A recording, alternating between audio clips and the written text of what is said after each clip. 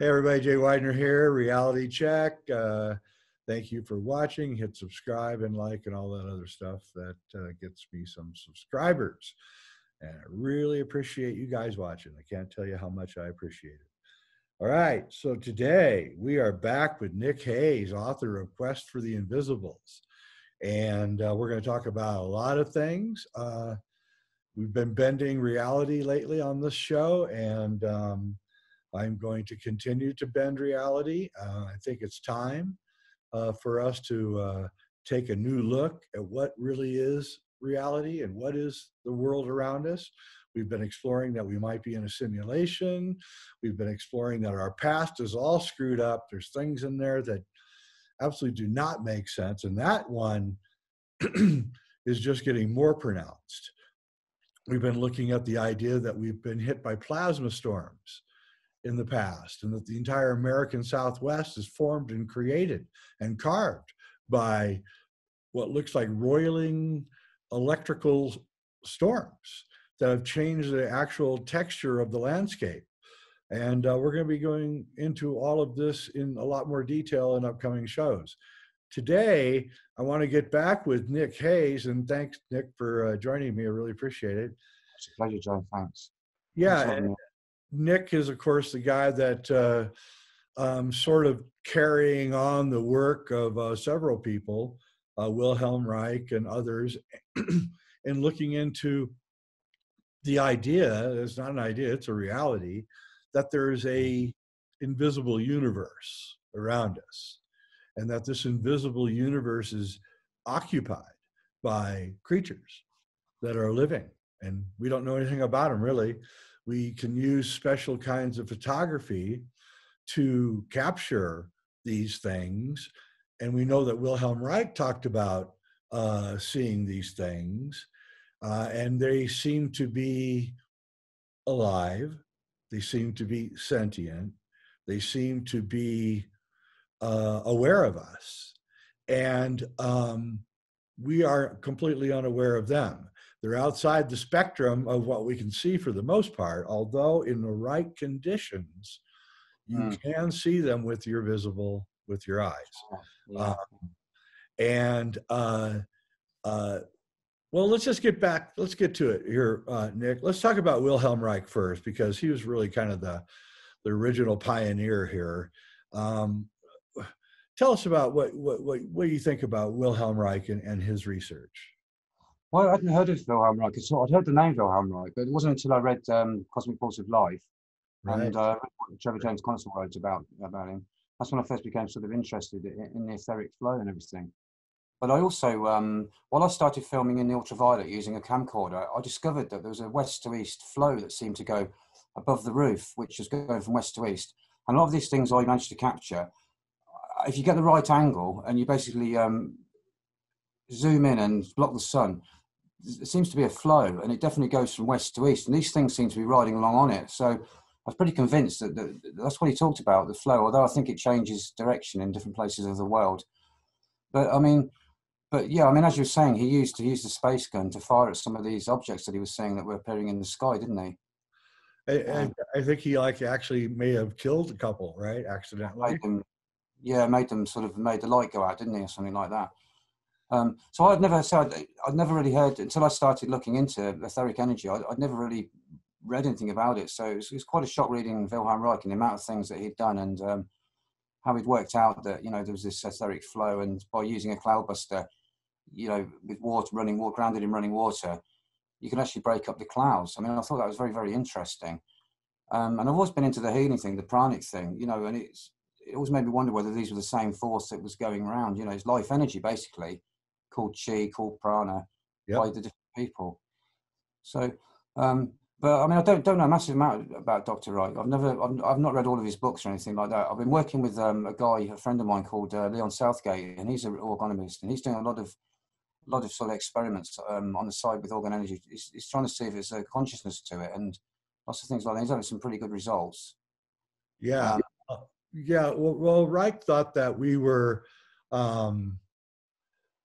Reich was like a early hippie kind of, and he thought that that sexual repression was causing us to diminish our etheric fields, and that he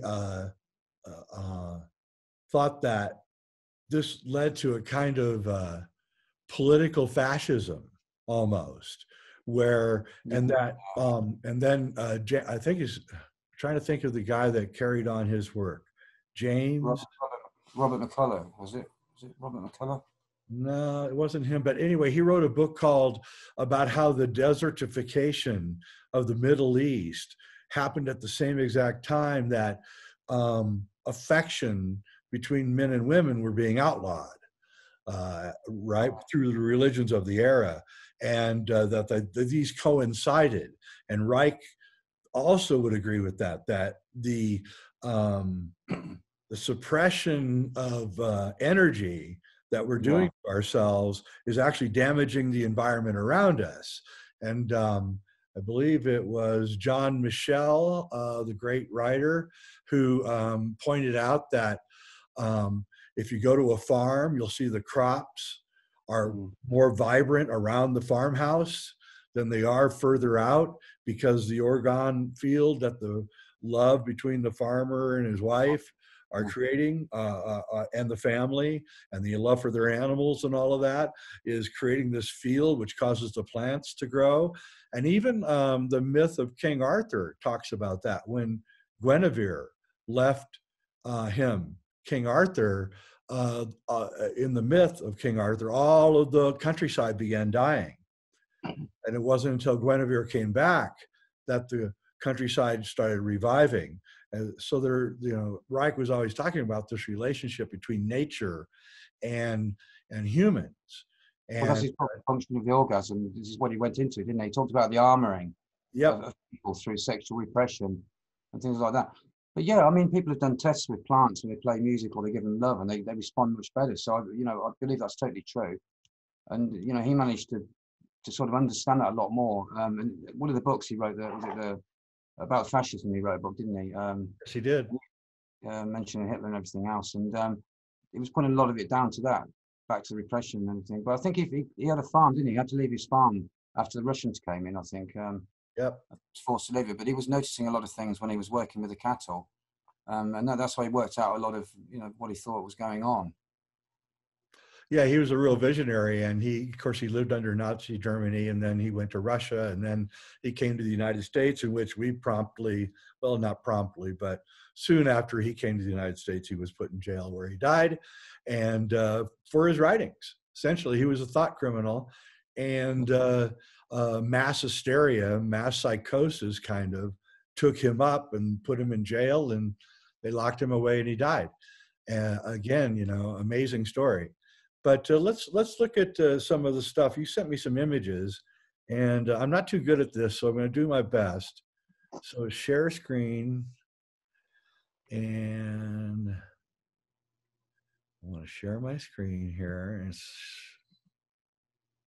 Did I lose you? No, we're there. Okay. No, you got me in the corner still. Yeah, I can see.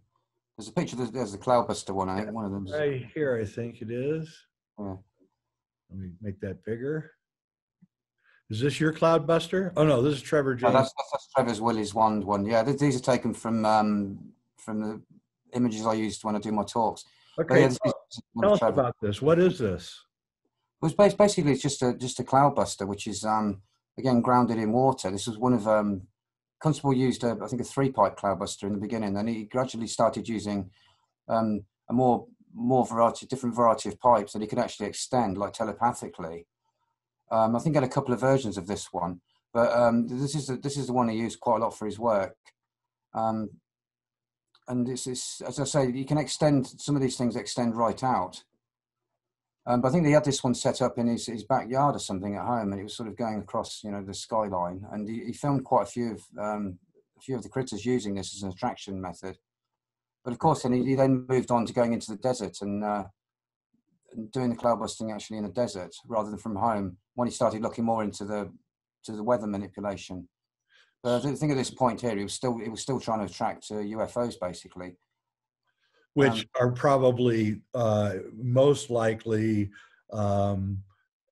critters in this etheric field. Yeah, well, that's right. Yeah. they seem to. It definitely seems to attract them. They seem to be attracted to the high organ charge, which is created using the cloudbuster, and also by the star exercise, which is what he used originally before he started using the cloudbuster. That's right. And He- so the orgone is concentrated through these pipes, right? yeah, manipulates it, and it then basically it almost shoots a ray at the cloud, and then down that ray it draws energy back down into the cloudbuster and breaks the clouds up. That seems to be what the general theory on it. So, Right.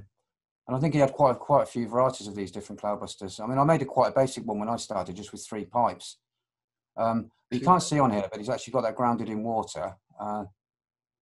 Yeah, that's another one of his. I think that's Willie's one. It might be Willie's one too, because he kept adding things. One of them, he had some kind of tuning he was doing after he got involved with Ruth Drown. He started tuning them to different rates and things, which I don't really understand. He didn't say too much about it in his books, but you can see the bucket down the bottom, and you can see the water, the hoses. There's a picture of Dr. Wilhelm Reich. Dr. Reich there, of course, with his funny hairdo. And there's his, I think that's the original Reich cloudbuster there. That's the one he was using where he would break clouds up and cause rain. I think he was in Tucson, Arizona. He was hired to go to Tucson to help with rain. It was super dry, and he brought rain to Tucson, and everyone was very suspicious, but he did it.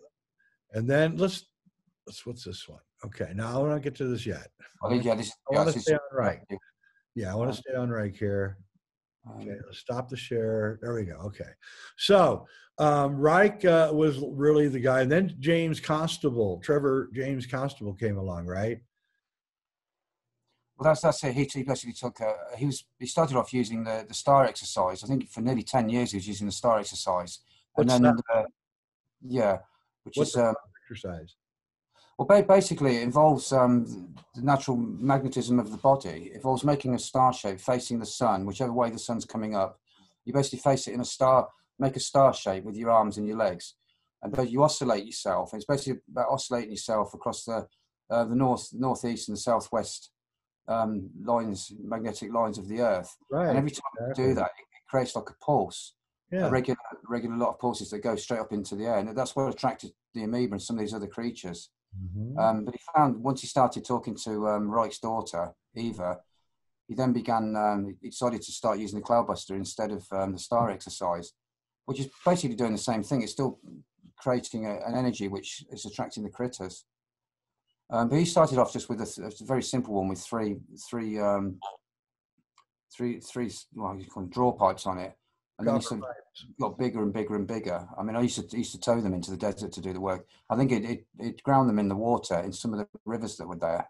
Right. Whereas he started his original work on top of the ship because he was actually in the U.S. Merchant Marine for many years. He was actually a radio officer for 26 years, I believe, after he came over from New Zealand, because he's a New Zealander by birth. So, and he was just using a hose, I think, at that time to create the pull, putting it into a bucket.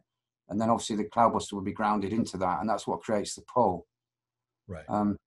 But when he would use the star exercise, he would actually perform the star exercise. And James Woods was actually the photographer, and Trevor also had a camera on him just in case.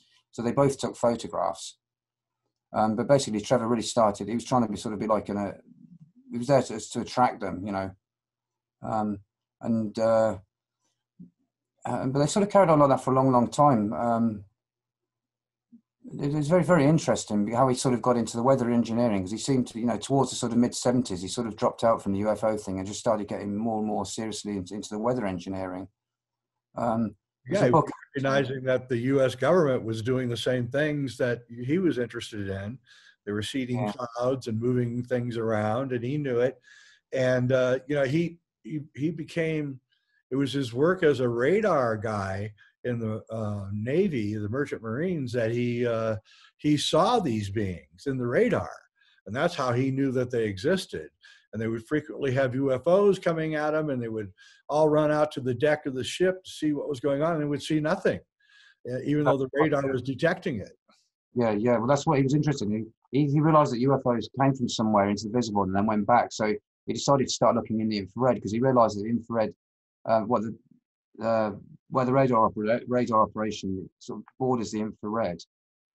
So he decided to start looking there. But you know, must have been very, very hard for him because nobody had done this before. He was a true pioneer, and they went out for months into the desert. They were trying various attraction methods and setting up with cameras, and they didn't catch anything for a long time until I think he caught the amoeba photographs where he caught about 6 images of them. I think that was the first time he'd actually caught anything.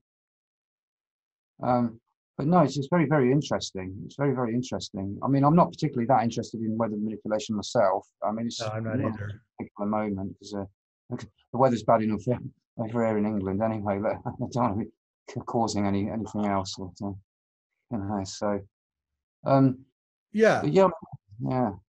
So then you put together, now you're kind of like following in the footsteps, and you got yourself a camera, and you converted it to full spectrum. Then you started putting infrared and ultraviolet filters on, right? Well, no, what happened was I wrote to Trevor. I wrote to Trevor, and he wrote back. I told him that I was very interested in continuing with his work. This was about, I think, I had my UFO. I saw my UFO, that UFO that I saw, that was like a creature. That was like Christmas evening, 2008, Christmas Day evening. And then after that, I read Trevor's book, and then wrote to Trevor in sort of, I think it was summer 2009, and Trevor wrote straight back to me. And he was urging me to go forward and try using the digital. So at first I started going out and just basically like trying a summoning thing to capture them. But I found them so high in the sky. So I decided then to try different versions of the Cloudbuster. Once I worked out what the basic, you know, how it basically worked, I tried lots of different methods. Sometimes with just 3. I mean, I'm using one now, which is it's one massive pipe made up of 8 separate pipes. I've been trying various techniques. To try and attract them. But you know, you've got to be very careful. I mean, there's one time when I packed it away and it went too near to my ear and I went deaf for 2 days. It was like a massive charge or something went off and I couldn't hear. Yeah. Really, really, on one side of my face felt really weird. And that's because I got within a couple of feet of the actual pipes when they were working. I got too near. I mean, I was wearing gloves and everything. Oh yeah. Wilhelm Reich had, his skin started turning blue at one point. He was working with the orgone so much that he started turning blue, and which is probably the color, actually, of this etheric field. And he had to stop working with the orgone pipes for like a year because he was so afraid he was getting saturated with it. And a lot of people have reported getting burned. So you got to be really careful with this stuff. It's not something to be trifled with. And, you know, there may be a reason why the government is kind of coming down on people a little bit. Maybe they know something we don't. So tread carefully. So you started taking these photographs and videos, and you actually had some success. Yeah, I started off just taking infrared photographs, and for about a year or so, I was capturing odd things. And I decided to start looking into the ultraviolet, but using a camcorder. So I sent the camcorder away and had the filter. There's a filter already in there which blocks invisible light. So I had that removed, and in its place I had clear quartz put in there, and that allows it to pass visible light, infrared, and ultraviolet. Then use a variety of filters. So some filters I use like an ultraviolet which blocks visible and infrared, and it's purely just ultraviolet. Or I've got one which is ultraviolet and infrared, and it blocks visible light. Or I just film just in the infrared. So I try a whole different types of filters. I've got about 5 different filters, but I've got a couple of camcorders. And I set them up in different positions. It's basically just an experiment, really. It's you know, I mean, Trevor didn't use a camcorder, so I decided to sort of try camcorders and using a camera at the same time. I was sort of taking snaps and then using movie mode footage in the infrared on the infrared camera, and then I was shooting with a pure ultraviolet filter on one of the camcorders, and then another one where it lets put infrared and ultraviolet in. And that's when I started capturing a lot of things, basically throughout sort of 2011, 2012. I found I could capture a lot of things in the ultraviolet that were a lot nearer by actually filming at 45-degree angle and setting the scene up through the camcorder. And what I would do is block the sunlight behind the top of the roof and then slightly zoom in. So the camcorder is aiming at 45 degrees. And I'll set the Cloudbuster up, aiming at the same angle. for about half an hour before I started filming. And then I basically just filmed straight up at 45 degrees, and that's where I was capturing things. And some of them, I say, seem to be in, not all of them, but some of them seem to be on a west to east flow, almost like an etheric flow. You could see lots of little bits flowing, and it was only visible for a couple of seconds as the sunlight was at a certain angle. And obviously when the sunlight rises, you've got to keep adjusting it and put it back down. But I think I caught a jellyfish type critter. That was one of the first ones I caught. Then I started catching the fish-like forms. Yeah, we're going to look at those. You sent me some images. I want to show everybody that. Before we do that, are you familiar with Dorothy Israel? No, I'm not. Oh, well, I don't know if you get Netflix, but there's a documentary. She was a housewife in the United States, just a normal housewife who could see into this field. And she would take pictures, and she would take these photographs are amazing. They shouldn't exist, but they do. And I would definitely check out her work. Dorothy Israel. She's long gone now, but her stuff was in the 80s, I believe, and early 90s, and tremendously religious person. I think Catholic, and she would see.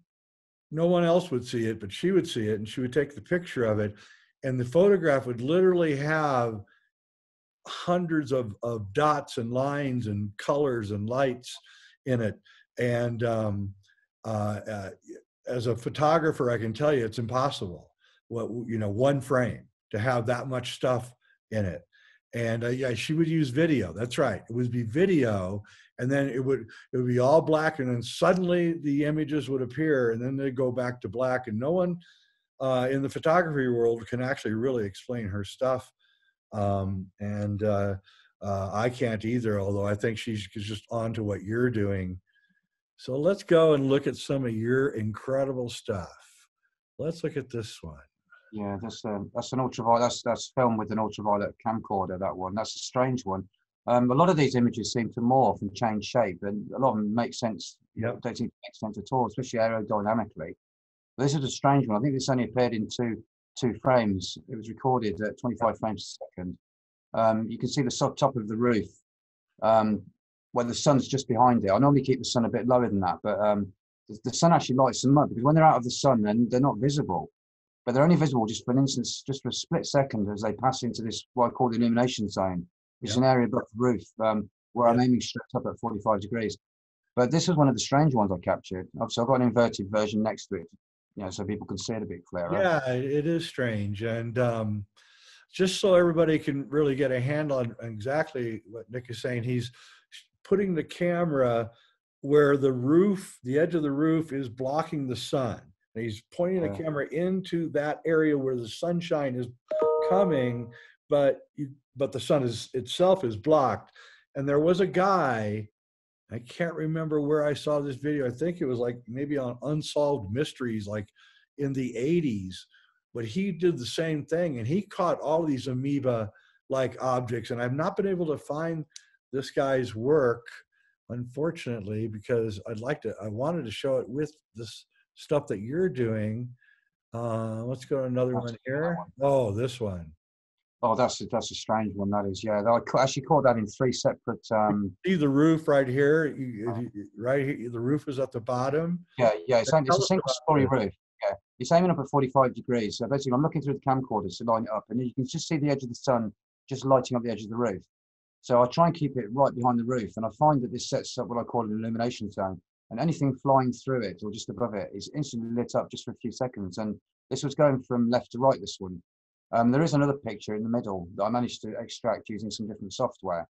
But this is a very strange one, this one. And you can see it seems to have kind of rod shapes coming out of it. It does. It looks like it has hardware. That's what's really disconcerting about as well. Yeah, it's very, very, very bright as well. I have adjusted this one because when you film in the ultraviolet, you tend to get a bit of a pinkish hue to each photo. Yeah. So I found something that I've got it's a Kodak program, and it takes away the pinkish hue and makes it a bit easier to see. So it's fascinating. Yeah. This is probably one of my favorite ones. This one. This is just amazing. And it's moving so fast. So 25 frames a second. I think it appeared in 3 frames, and that was it. So that was right on the roof. So. Yeah. That's really fast. That's what less than a tenth of a second. So that's interesting. Okay, let's get some more here. This is too fascinating. Yeah, that's one. This one, so Oh yeah, organic. yeah. Oh, that's the one. Yeah, that was taken with my newer Handycam, the Sony HDR PJ620. That was recorded at 50 frames per second, and it only appeared in one frame. I've been using the Cloudbuster all afternoon and pointing it into an area of sky. And I also use a Geiger counter. I don't know if I've talked about that before, but Yeah, tell us. I use a Geiger counter. Actually, I've got it somewhere. I did have it That one somewhere. too. It's just like a small Geiger counter, but basically I work out what the radiation level is around, and I sort of set it to way above that. Over the years, I've come to understand, the average kind of background radiation. I normally find what I do. I set it for 0.20 microsieverts per hour. It doesn't normally go anywhere near that in normal situations, but sometimes it'll go up to 0.5. Massive radiation burst just for a split second as these things go by, and then it goes back to normal. That's fascinating. Yeah, it's normally the background radiation is something like 0.12. I think it's 0.7 to 0.07 to 0.12, and it sometimes goes down up to 1.14. But I set it to 0.20 and higher, and then I just get a quick buzz. Obviously, with the camera, the minute the buzz goes, I have to take the photo. But with this, I had it already set up. But I point the Geiger counter exactly where the Cloudbuster's pointing. So I basically mark it on a little notepad, and I know roughly when something's come by. Because a lot of the time, I don't actually see these unless I'm looking through the actual viewing part of the camcorder, through the viewing screen. So so when you take these videos, you don't actually see it, and then we have to go through the videos later? A lot of the time I'm watching, but these things are so quick. You see something go by, but obviously it's recording in 50 frames a second, which is 3,000 frames a minute. Right. I'm filming for 6 hours sometimes. Wow. It takes me months and months. Sometimes I'll look through footage for 2 months and I won't find anything. Or sometimes I'll look through and I'll find something like this, just appearing in one frame like this, or something's perhaps in two. Yeah, it's full on because I'm also recording with another camcorder and a camera at the same time, which I use in movie mode. So you're talking about an awful lot of frames being taken. That was one of the early ones I captured in the ultraviolet, a sort of mushroom-like critter. I mean, this is a good example of the illumination zone. You can see the illumination on the actual top of the roof. Yep. On the one on the left, you see the object coming into it, and then as soon as it hits that point and goes past it, the rest of the mushroom-shaped body is showing up. And This only appeared in 2 frames. But I was quite chuffed with this because Trevor James Constable captured a few sort of mushroom-like ones. Yeah, I've seen these. So you're doing 25 frames. What's great about this is you're giving us all the information so that anyone who wants to replicate what you're doing can do this. We really appreciate this. So I'm noticing that it's mostly afternoon is when you're seeing this. Generally, yeah, because the sun's that bit brighter in the afternoon. I find that if you record in the morning, it comes out quite red color. The actual background color changes with the intensity of the sun. Like in early spring, they don't really register that much, but in late summer they do. Yes. But also, as the sun rises, you've got to keep adjusting it because the sun will come up behind you and you'll get a whiteout on your camera, on the camcorder. So you've got to constantly keep adjusting where the camcorder's pointing to keep the sun behind the roof. This is just about to come up on this bit here. I was just about to move it, and I actually saw this one come by. Oh, you actually saw it? I actually saw this one because I normally sit down on a seat and watch, but because it's so many frames per second, it gets a bit much because you scratch your eye or the sun blinds you a little bit. So so and also it's quite a small screen, so it's not that easy to see these things coming by. No. But this was about the second one I recorded. I think the first one was a mushroom a jellyfish-like one, which is in my book. Yeah, I think you sent me a picture of that one, didn't you? Yeah, I think it's in the book. Oh, it's in the, Here we go. Yeah. This is kind of why they call them skyfish, because they have this strange aquatic look to them. Well, this guy, again, he's got that weird thing in the center where it almost looks too straight and symmetrical, if you know what I mean. It's a weird one, that is, because if you look at it carefully, it's almost like a mouth opening, and it goes back as far as the tail. But obviously with the skyfish thing, you know, a lot of people saw insects and thought they were rods and skyfish, but you know, you get an effect when insects are filmed, especially within a couple of feet of the actual camcorder, where you get like repeats of the wings, and that gives you a rod shape with various wing repeats. Got to be careful. You see, but these are obviously nothing like them at all. These are actually, you know, more fish-like forms, and I've recorded a whole lot of these sort of things. But these are all taken from my research area, which is sort of about an acre of land with a forested area on one end. But I use some of the edge of the houses which border it, because they've got some one-story sort of houses, height houses, and then I basically set them up, and I use you know, the camcorder to block the sun. So I use a whole row of houses which sort of border where I am, to catch this kind of stuff. But again, this was one, I mean, I think I've been out for about 2 or 3 weeks recording 7 hours a day, and this is all I got. It must have taken me about a month and a half to look through it all. And I suddenly had to start wearing glasses once I'd finished doing all this. Well, yeah, that was the thing. I don't know if it's because I strained them so much doing it, or whether it was just something that inevitable. Here's another one, an actual skyfish. You can see the actual fish-like shape of this one as well. Yeah. This was just above the one of the gables of my house. Actually, I was experimenting using one of the gable ends to see if I could block it out. That odd rod thing in the center. It's very odd, very strange.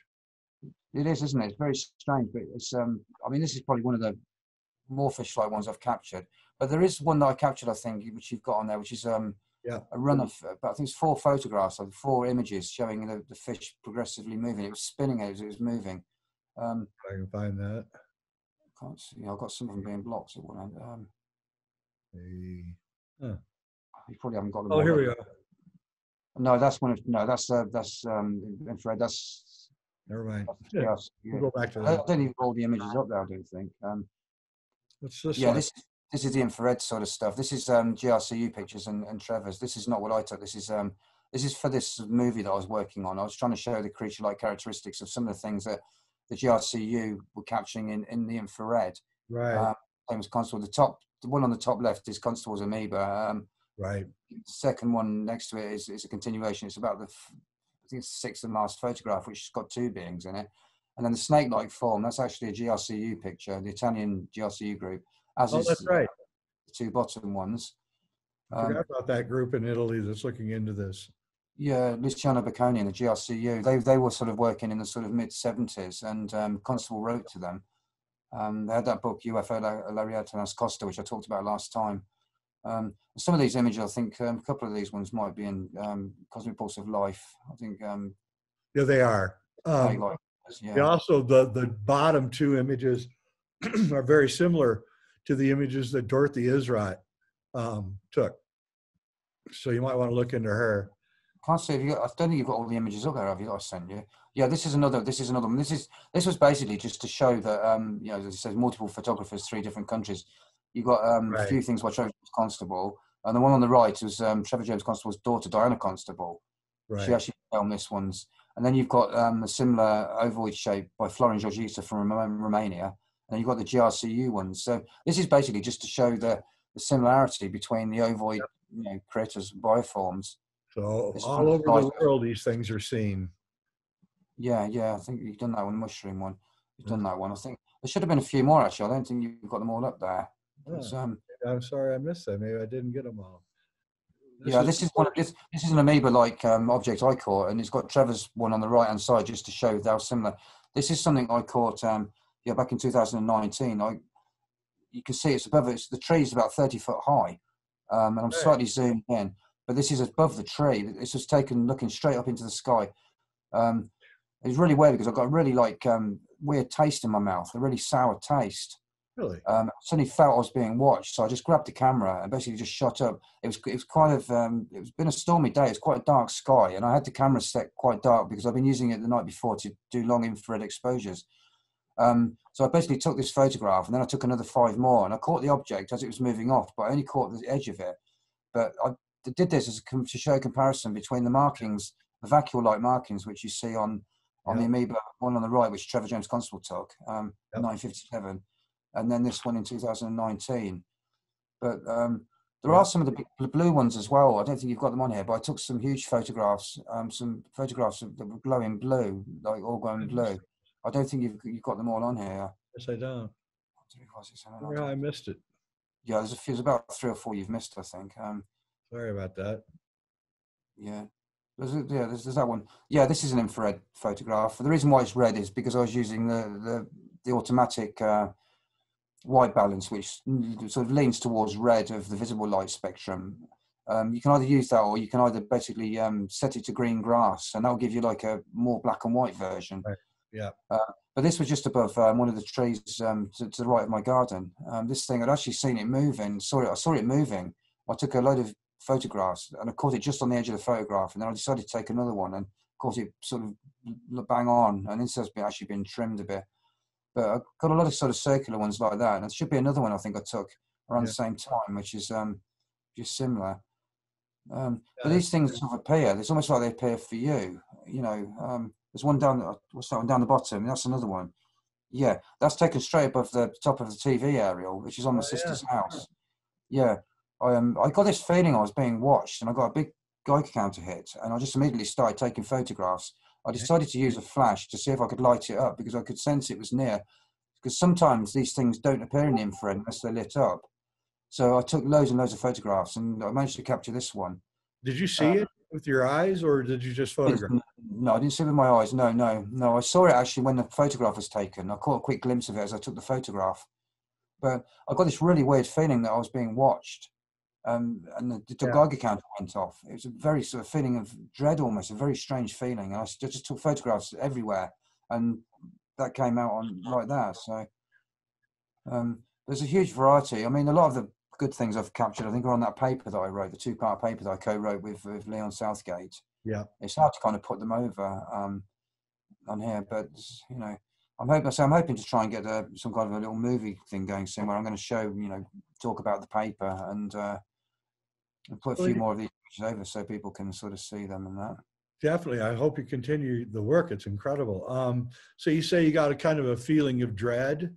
Being watched. Yeah, very strange feeling of being watched. And then it just felt weird. I mean, I don't always get that feeling, but you sometimes know something's not right, and you sometimes get a taste in your mouth. And, you know, James Woods had talked about this sour taste he got.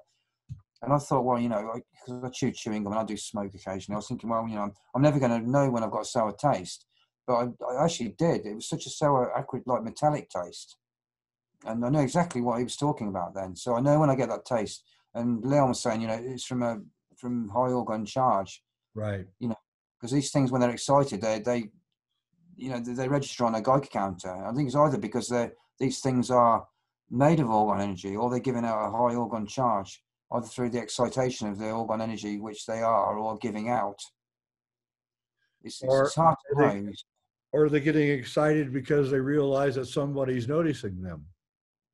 I could well be, because some of the photos I've taken, I've actually caught some of these objects and they're looking blue, and you shouldn't see blue because because the 720 nanometer infrared pass filter basically cuts out the lower colors like blue. So all you should see is a white. Anything light should be white, or whitish color. But I was finding blue. These huge triangular things I captured. I did send them to you, but I think I'm missing somewhere. But a lot of things were glowing blue. You know, which is quite amazing, because that is the color of organ, blue. You know, blue to a sort of bluey purple sort of color. But I'd like to get all this out here. That's why I was thinking of sort of putting together some kind of a little film or movie, just to try and, you know, combine Constable's stuff and GRC's stuff and mine. You should. I mean, it's really important. It's something I'm working on at the moment. I've got somebody, the last show I did, somebody actually contacted me and offered to do the talking in it for me, the narration. So I might actually go with that, because I'm having problems. I've got problems with my spine. I'm having problems sitting down for too long, and it's very, because I live in a nature reserve, it's very hard to actually record things, because there's different pitched birds going off, and if you try and remove those sounds from the recording, it takes things out of your voice, and your voice doesn't sound right. You know, so I use this thing called Audacity, and you can basically record something, and you can sample the background noise that you don't like, and then it takes out that, you know, anything that's on that frequency. But there's so many sort of high and low noises that it actually makes your voice sound weird. So because I haven't got a studio or somewhere that's totally, you know, soundproofed. So yeah, I mean, this stuff just does need to be seen by people. I think it needs to be sort of pushed right out there a bit more into the public domain, and that's what I'm Yeah, trying to do. You know. yeah, that's why I'm doing this. I want I've got a full spectrum camera, camcorder, and I'm doing exactly what you're doing. And I haven't caught too much, but I don't have the patience that you have to sit there and go through the video frame by frame to catch something, and that's what you have to do. So if you're going to do this, guys and gals, you have to be really, really, really scrutinizing the footage to make sure, because it'll go right by you. I've captured these things on video, but it took me like 3 passes before I caught the frame with the little thing on it. And I've seen these with my own eyes. I know they exist. I continuously scan the sky all the time, looking for them. I carry a camera with me every time I leave the house. I have a camera just in case something happens. I want to be there. And I think that if we can create an army of people that do this, then we can start creating, the reality of this, so that we can show other people that this is not a fantasy or a trick of the camera or anything. It's real. There is an invisible universe that surrounds us, and it's made up of millions and millions of living creatures that are made out of, I guess, plasma, orgone, something. And it really needs to be investigated. Are you familiar with the space shuttle footage, the tether experiment? Tether footage, yeah. Well, Yeah. they've tried to dismiss that as just being ice particles, but these things are pulsating, and they're very, very similar to the things Constable caught in the desert. You know, they're pulsating. They look like living life forms. They were caught actually on, I think it was ultraviolet videotape, and the astronauts weren't actually aware of it. They were attracted to the tether, weren't they? This tether that sort of snapped, didn't it? Well, the tether they put a bunch of electricity through no, they rolled the wire out, and it actually attracted electricity, and the wire got active from just the surrounding energy in space, proving, of course, that Tesla is right, that we're surrounded by electricity and it's everywhere, and which is plasma, which is what I think these things are made out of plasma. And I think they're sentient, and I think that they're well aware of us. We're not well aware of them. Occasionally a psychic like Dorothy Israel or someone can see them. They have the ability, I don't know why, their eyes or something about them that allows them to see it, and they can see it. And I think a lot of it may be possible, a lot of schizophrenics are just people who have the ability to see into this other world, and they start describing what they're seeing. And of course, everyone says you're friggin' crazy. Yeah, that's the thing, isn't it? And throw you into the loony bin. And so we don't know. Anyway, I really want to thank you for coming on. It's been really great, Nick. And continue your thing to do a film on this. It's really important. Any help that I can give you, I will. I can definitely help you with distribution. So once you get the film made, I can definitely get it out to a large amount of people. So when you finally finish the film, tell me and I will help you. Yeah, well, I'll have to talk to my publisher as well, Full Ties, because I've got permission to use a lot of the things for the paper, and hopefully, I mean, what's just going to be just a little YouTube video, but I don't know. It's almost like it commands something a bit greater than that, really. I think so. But it's just basically, I'm like a one man just working by myself. That's the problem. It's not easy to get all these things together. You're trying to carry on your normal life, and which is one of the reasons why I got a Geiger counter, because Geiger counters can detect them when you're out and about. All you've got to do is get a Geiger counter hit above the normal and take photos in that direction. That's how I caught a lot of my stuff in the infrared. Interesting. Yeah. I mean, you can use ghost people they use all sorts of temperature indicators, but I found a Geiger counter. It picks up on entities and everything. It seems to pick up on the excitation of whatever they are. Kind of a heat based well, heat substance they seem to be living in. They've got their form in heat-based substance rather than carbon-based. Interesting. So you have the Geiger counter. You're looking for it to spike. You got your back. I preset it. Yeah, I preset it, and I hold it in one hand. Well, basically, I'd go out with the dogs a lot of the time, and I'd walk with the dog lead in one hand and the Geiger counter in the same hand. I'd have my camera around my neck, pressed against my stomach, with my finger on it, and the minute I got a hit, I'll just go.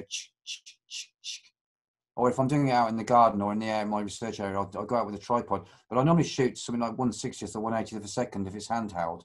But obviously, when I'm doing it on a tripod, I go anything up to like 30-second exposures because you can actually see the trails of these things coming. But I shoot in pitch darkness. I don't use a flash most of the time. I just shoot in pitch darkness. When I get a Geiger counter hit, I only take a photograph when I start getting Geiger counter hits above the normal.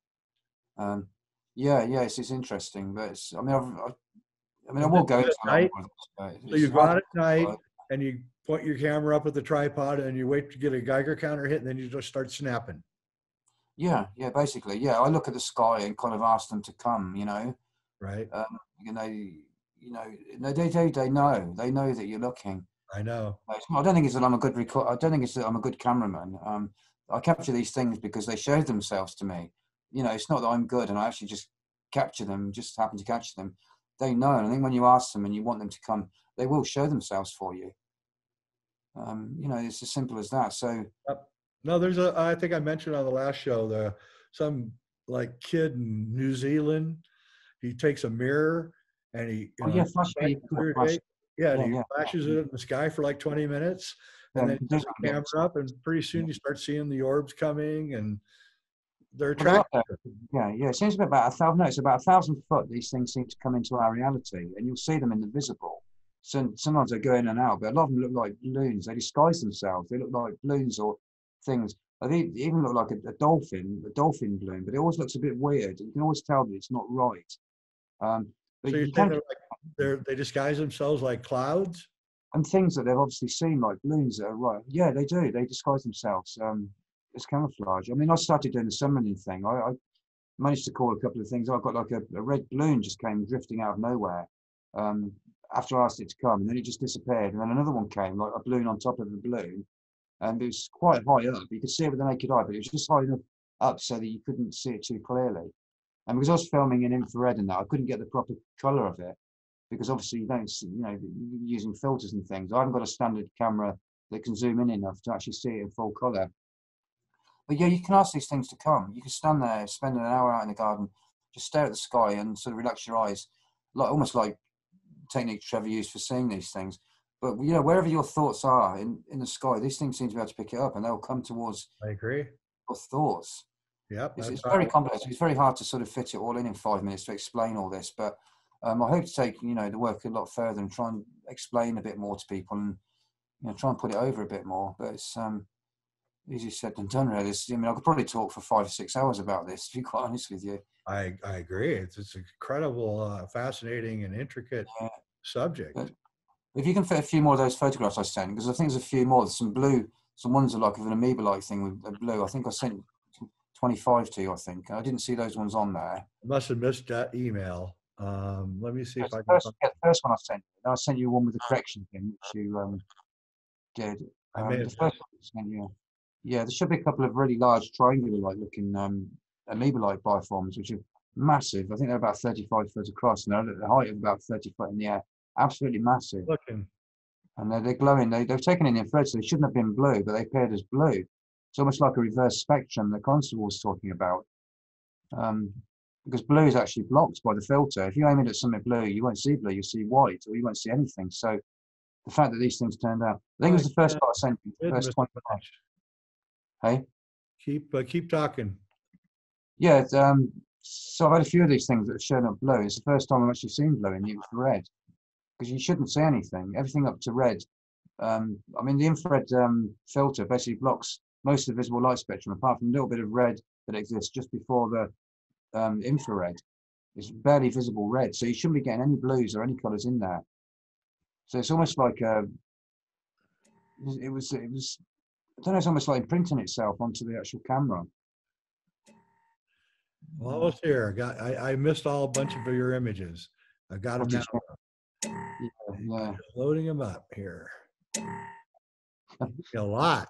It was about 20. That's when he said 10 tomorrow. So I thought, well, there's a 25 on there. If we talk about each one for 2 minutes, that's 50 minutes of the show, Con. So, Oh, these are amazing. Totally missed them. You perhaps show them at the end when you sort this out, and then let people see some of that. Oh, we're going to do it right now. Okay, I think I got everything. Okay. All right, let me start sharing these. Okay, folks, you're in for a treat. These are really cool. All right, let's start here. I can't see anything. I can see you, but I can't see. It's not ready yet. Hang on. Here we go. Share screen. Oh, There's two. This is the second picture. There's two lots of this. There's the one where they're flying through the sky, and these are. I've put them separate on here so people can see them. But this was a whole load. There's about 6 of these flying in some kind of formation. It was taken in the infrared, very high in the sky. I got a Geiger counter hit, and I took loads of photos of the sky. Caught nothing apart from in one photograph. I caught 6 of these flying together. Amazing. I think there's another photograph of them actually in the sky, how they were flying in formation. Yeah, here it is. Yeah, there it is. It's just, no, it's that one. This one. Oh, that's the fish-like form. This is the crazy one. Look at that. That's camcorder footage. On the paper, basically, there's a link to live footage, and you can actually see this moving. I think there's 4 links on the second part of the paper. And you can actually see the video of this actually flying across the sky. And it was spinning round and round. It was going through itself, almost spinning through itself. And, another example of the fish shaped. Yeah, like a fish, for sure. Oh, definitely. Yeah, that was 50 frames per second. And that's a moving bioform. That's the one taken from the book. But again, if you want to see the actual live footage of this thing flying, there's actually a link on the paper. Or if you go to the Quest Invisible's YouTube channel, some of the videos I've got on there, you'll see this actually moving. Yeah, I'll put links in. I'll definitely put links in on the video here. Okay, let's keep going. Oh, the ones on the left hand. Yeah, that's the thing. There's some on the left hand side at the bottom, the blue ones. There we are. Yeah. I was wondering where they went. Thank you. Yeah, well, basically, this is, I've got these separate, but this is the same entity. One of them was filmed using a 30-second exposure, and one was filmed using a 10. And I've shown there's vacuole light markings on this, as you see A, B, C, D. Now, the thing grew twice the size. This is actually the size it appeared actually in the frame when I took it of the photograph. But it's the same thing, same being. So it grew. I took about 30 photographs. I took something like, I think I took about 15 30-second exposures, and then I did a load of 10 seconds straight after each other at the same area of sky. And this photo was next to the other one, but it seemed to have grown in size and slightly changed colour. Yeah, these are the original ones, yeah. So that's the 10-second exposure. There's no light in this at all. It was taken in pitch darkness. Oh, really? There's no light, no, and it's blue. Now, the rest of the pictures came out as pure black, and this was right above my research area. I'd say it's about 35 foot in the sky and probably about 30 foot across. It's absolutely massive, and in the picture before it, it looks a bit smaller, but it's actually the same being. And these are sort of things I've been doing some summoning. Yeah, that's the first one. That's the first one. I think that's yeah, definitely it was growing. 20-second. This is completely at night. You're at 9:11 p.m., so it's at night. Yeah, it was quite a dark evening, and obviously with the infrared, it doesn't let any natural light, so the sky looks a lot darker. But yeah, I got a huge hit on the Geiger counter, and I basically felt as if something was there. I couldn't see anything, so I basically set the camera up on a camera. Things here. Yeah, well, they've got them. Yeah, those things exist on both of them. They grow bigger in size, and they've moved in position. But there's no light in this photograph at all. It was an infrared exposure. I don't know what they are. I don't know whether they're something coming off from this white thing in the middle. I don't know whether it's some kind of camera thing or whether it's its movement. I don't know. Yeah, this is one that was. I basically got a Geiger counter here. I used a flash for this. Basically, I took a photograph, and there's a load of these things coming out of the ground. This was kind of quite near to me. This one, I caught it with the flash. I took a load of photographs all around me. And in the original photograph, you can see a lot of these things coming straight out of the ground and shooting up into the sky at different angles. Right. But unless they're lit up by a flash sometimes, whether that be a standard flash or an infrared flash, you won't see them. They won't appear. So, Oh, yeah, here's the big, yeah. There's a picture before that. There's a version of this before the arrows I've put on it. I think it's a picture of this without the arrows. So you can, but this was a strange thing. There should be the version of that, but without all the arrows on it, so you can see the. Wait a I minute. don't know if it's on there, is it? Hang on. Maybe here? No. No, you probably missed it. Yeah. Well, that's the one we were talking about earlier. This is the Yeah. first formation. But Well, this one here, yeah. tell You us go back about to that it one. anyway. Yeah. What Well, is it? basically, that was taken. I was in the back garden filming above the trees. I thought I saw something in the sky, and I never quite captured anything. And all of a sudden, I got a massive Geiger counter hit. So I basically just took a whole series of photographs. Took about 6 photographs at 1/8 of a second with no flash, pitch dark. And you And saw nothing with your I eye. saw nothing. No, it's about 100-foot tall tree. This is right above the tree. And in all the photographs before this, there's nothing in the photographs. But I've enlarged this a slight bit, but it was quite big. But as you can see, it's almost like a physical object. And there's a bit where I've put wire. It looks like there's bits of wire coming off it. And this is taken with it's a slight red glow to this because it was taken with the automatic white balance. And within that, you can see different colours, which helps. Technology. And there's something above the top where it says second object. Yeah. Something up there as well. But this thing was moving at speed right above my position. I'd been working with a cloudbuster in the afternoon. I hadn't captured anything. And then after it got dark, I kept getting Geiger counter hits. I don't know whether this thing was going round and round over my research area, but I managed to catch it in one photograph. And it looks like it's part of something, a much more solid thing. It's not a load of lights that are moving. It's actually like a physical lights that are on something or some kind of energy. And I got a massive hit on the Geiger counter, probably one of the highest hits I've ever had when this came over. I was really surprised to see it when I actually looked and saw what I'd captured. There's a whole different varieties of fish-shaped ones again. Another fish guy. Yeah, there's a whole load of them. So I film in the ultraviolet and the infrared. I try different things, long exposures, or I film sort of using the sun obliteration technique in the ultraviolet. I just make it up as I go along, really. I use a cloudbuster, or sometimes I use the summoning thing. Sometimes I just get a feeling there's something out there. But the more and more you do this, the more you get a feeling from it. And I think it's your intent as well. These things, they will appear for you, or they, I know people that go hunting, and they tell me that they know exactly where to go by their feelings. Yeah. The best hunters always say that the best hunters are the most psychic, and so it's a natural thing. And I know you're right, because one time I was out in the woods and I felt like something was watching me, and I started looking around, and sure as hell there was a mountain lion up on a mountain cliff. Oh yeah. It's a primeval thing, isn't it? It's to help, you know when someone's looking at you. Yep, you do. As these. But, the thing is, as I keep saying to people, no, I'm no different to anyone else. There's nothing special about me at all. Like, anybody could do this. It's a matter of, like, getting into it and tuning into it. I've been doing this for, like, 10 years now. I'm really glad you're doing it. I captured nothing. I very nearly gave it up, to be quite honest with you. I filmed all the way through the beginning of 1990, and it was absolutely freezing. I think for 3 months I caught nothing. And then one day I decided to just take 3 more photographs where the cloudbuster was aiming. I took 3 photographs, and on one of those images, there was a critter, sort of like a round critter with a hole in it, similar to one that appeared in Trevor James Constable's book. And that was just on the middle photograph. And I knew then that that was like captured something.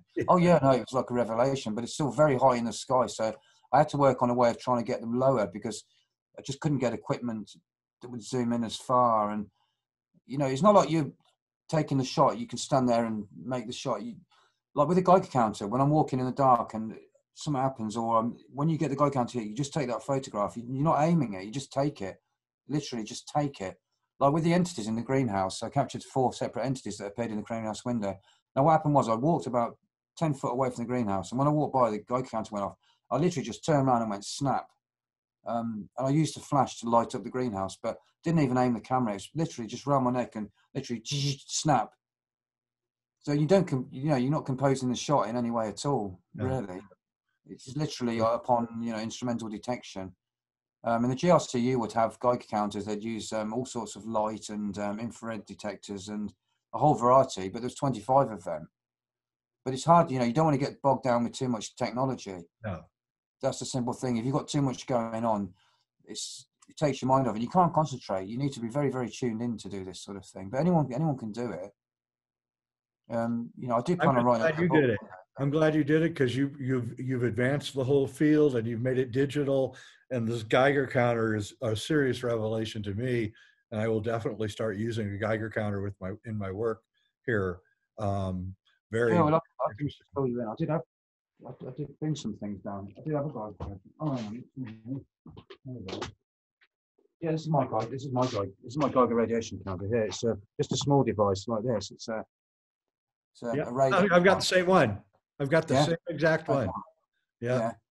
Yeah. But I basically put that on, and you get the standard reading, which is something like 0.08 microsieverts per hour. But I set it to 0.20, which it shouldn't go up that high, you know, at all ever. But sometimes it will go up twice that high, but it's just for a split second. By the time you look at it, it's gone back down. But it's a matter of having this in one hand. But as soon as it goes, you go straight take. You don't even aim it. You just take the photographs. It's quite an art to do it, you know. Yeah. Especially, you know, it's you know, it's good. It's good fun. It's good fun, but it takes up a lot of your life, really, and you can become quite sort of. That's all you think about, really. That's the problem. It can get a bit full on after a while, but definitely try using that, especially if you're using shooting in the dark, especially because if you get a counter here and you shoot in the dark, you'll get the whole trail. It depends whether you're using a 10-second exposure or say a 20-second. You can get the whole trail and the movement of these things. There was some that I gave you taken at my cat Roy's my grave site.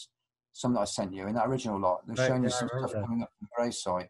And they were Geiger counter indications, and they were taken in pitch dark. There was no light. I couldn't see anything. I was sat there on a chair next to the tripod, basically with that in my hand. And every time it went off, I just press and do it like a 10-second exposure. And that's it. I was in pitch darkness, couldn't see a thing. This is, you know, this is it. It's, you know, it's quite an art. But Pioneering work, actually.